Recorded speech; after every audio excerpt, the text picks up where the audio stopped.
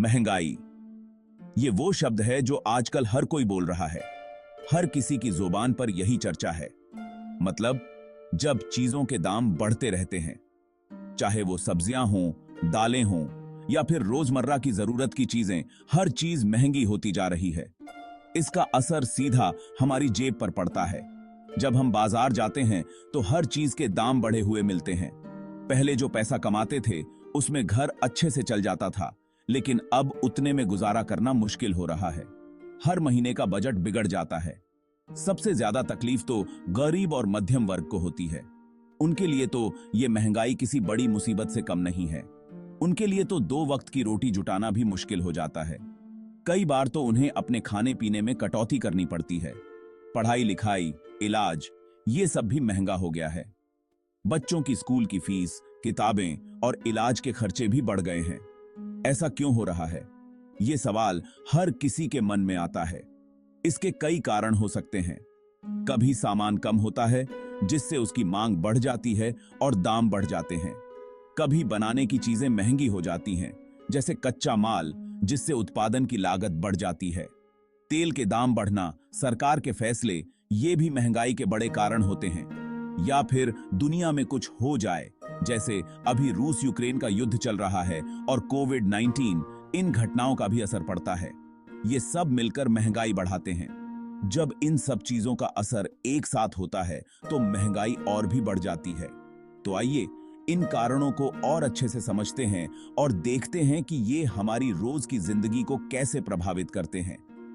महंगाई को समझना और उसके कारणों को जानना बहुत जरूरी है, ताकि हम इससे निपटने के उपाय ढूंढ सकें। किसी भी चीज का दाम कैसे तय होता है? यह एक ऐसा सवाल है जो अक्सर हमारे मन में आता है, खासकर तब जब हम देखते हैं कि रोजमर्रा की चीजों के दाम अचानक बढ़ जाते हैं। यह इस बात पर निर्भर करता है कि उसकी कितनी मांग है और कितना सामान अवेलेबल है। मांग और आपूर्ति के इस खेल में कई बार हमें समझ नहीं आता कि आखिर दाम क्यों बढ़ रहे हैं। अगर किसी चीज की मांग ज्यादा है और सामान कम है तो दाम बढ़ जाएंगे।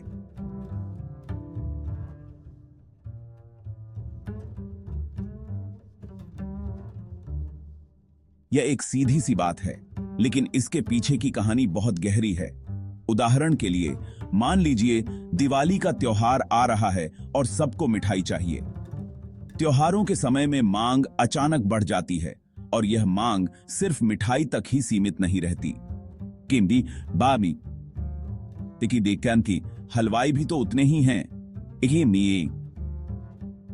ज्यादा मिठाई बना नहीं पाएंगे। उनके पास सीमित संसाधन होते हैं और वे अपनी क्षमता से अधिक उत्पादन नहीं कर सकते। तो क्या होगा? मिठाई महंगी हो जाएगी, क्योंकि दुकानदार को पता है कि लोग त्योहार पर मिठाई तो खरीदेंगे ही, चाहे कुछ भी दाम हो। यह एक प्रकार का मनोवैज्ञानिक खेल भी है, जहां दुकानदार जानते हैं कि ग्राहक मजबूर हैं। ऐसे ही पेट्रोल और डीजल की भी बात है। यह सिर्फ मिठाई तक ही सीमित नहीं है, बल्कि हर उस चीज पर लागू होता है जिसकी मांग अधिक होती है। जरूरत ज्यादा और पेट्रोल कम बना तो दाम तो बढ़ेंगे ही। पेट्रोलियम उत्पादों की कीमतें भी इसी सिद्धांत पर आधारित होती हैं। यह एकदम सिंपल बात है जो हमें महंगाई समझने में मदद करती है। मांग और आपूर्ति का यह सिद्धांत हमें बताता है कि कैसे बाजार काम करता है। सरकार भी कोशिश करती है कि चीजों के दाम ज्यादा ना बढ़े। इसके लिए वे कई प्रकार के उपाय अपनाते हैं, जैसे कि सब्सिडी देना या टैक्स कम करना। कभी कभी वो दूसरे देशों से सामान मंगवाती है या फिर दाम पर कंट्रोल रखती है। यह एक जटिल प्रक्रिया है जिसमें कई कारक शामिल होते हैं, लेकिन यह याद रखना जरूरी है कि यह मांग और आपूर्ति का खेल सिर्फ हमारे देश तक ही सीमित नहीं है। यह एक वैश्विक परिघटना है। पूरी दुनिया में यही होता है। हर देश में मांग और आपूर्ति के आधार पर दाम तय होते हैं, और यह एक ऐसा चक्र है जो कभी नहीं रुकता। जब किसी चीज का उत्पादन कम हो जाता है तो बाजार में वो चीज कम हो जाती है। उत्पादन में कमी का मतलब है कि बाजार में उपलब्ध वस्तुओं की संख्या घट जाती है, जिससे उनकी मांग बढ़ जाती है और उसके दाम बढ़ जाते हैं। ऐसा कई कारणों से हो सकता है, जैसे कि प्राकृतिक आपदाएं, राजनीतिक अस्थिरता, महामारी और तकनीकी खराबी। प्राकृतिक आपदाएं, बाढ़, सूखा, भूकंप जैसी आपदाएं फसलों को बर्बाद कर सकती हैं और उत्पादन को प्रभावित कर सकती हैं। जब फसलें नष्ट हो जाती हैं तो किसानों को भारी नुकसान होता है और बाजार में अनाज, फल और सब्जियों की कमी हो जाती है। राजनीतिक अस्थिरता, युद्ध, अशांति, हड़ताल जैसी स्थिति उत्पादन को बाधित कर सकती है। जब देश में राजनीतिक अस्थिरता होती है तो कारखाने बंद हो जाते हैं, श्रमिक हड़ताल पर चले जाते हैं और उत्पादन ठप हो जाता है। महामारी कोविड-19 ने तो पूरी दुनिया में सामान बनाने और पहुंचाने का काम ही धीमा कर दिया था। लॉकडाउन के कारण कारखाने बंद हो गए, श्रमिक घरों में बंद हो गए और उत्पादन में भारी गिरावट आई। तकनीकी खराबी, कभी-कभी कारखानों में मशीनें खराब हो जाती हैं या बिजली चली जाती है, जिससे भी उत्पादन प्रभावित होता है। मशीनों की मरम्मत में समय लगता है और इस दौरान उत्पादन रुक जाता है। उत्पादन में कमी का सीधा असर आम जनता पर पड़ता है।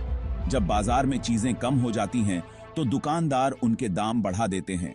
इससे महंगाई बढ़ती है और आम आदमी का बजट गड़बड़ हो जाता है। लोग अपनी जरूरतों को पूरा करने के लिए अधिक पैसे खर्च करने पर मजबूर हो जाते हैं। सरकार उत्पादन बढ़ाने के लिए कई तरह के प्रयास कर सकती है, जैसे किसानों को मदद, कारखानों को प्रोत्साहन और नए रोड्स, बिजली आदि की व्यवस्था करना। इसके अलावा सरकार नई तकनीकों को अपनाने और अनुसंधान एवं विकास में निवेश करने के लिए भी प्रोत्साहित कर सकती है। इससे उत्पादन में वृद्धि हो सकती है और बाजार में वस्तुओं की उपलब्धता बढ़ सकती है। सरकार की नीतियों का भी महत्वपूर्ण योगदान होता है। सही नीतियों और योजनाओं के माध्यम से उत्पादन को बढ़ावा दिया जा सकता है। इसके लिए सरकार को उद्योगों और किसानों के साथ मिलकर काम करना होगा। नई तकनीकों और अनुसंधान में निवेश से उत्पादन में सुधार हो सकता है और महंगाई पर काबू पाया जा सकता है। जब उत्पादन बढ़ता है तो बाजार में वस्तुओं की उपलब्धता बढ़ जाती है और उनके दाम स्थिर हो जाते हैं।